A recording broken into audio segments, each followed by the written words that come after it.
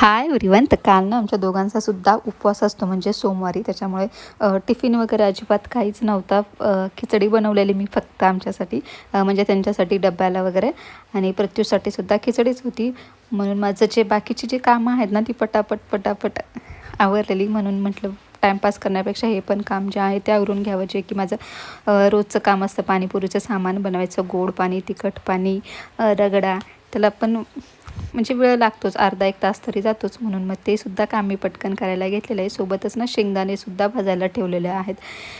कारण ना मी थोडं शेंगदाण्याचा कूट करून ठेवत असते, आणि आत्ता असं मला तो यूज पण करायचा होता. म्हणून मग शेंगदाण्याचा कूट जो आहे तो करून ठेवला, शेंगदाणे भाजून ठेवलेले आहेत. आता या सगळ्या ज्या बेसिक गोष्टी आहेत ना मी त्या आधीच करून ठेवत असते. म्हणजे आलं लसूणची पेस्ट असेल, वाटण असेल, जेणेकरून मला गाडीवरून यायला उशीर झाला ना तर अजून त्याच्यात वेळ नको वाया जायला. म्हणून मग मी त्या आधीच प्रिपेअर करून ठेवत असते. आणि दुपारी मस्त आमच्या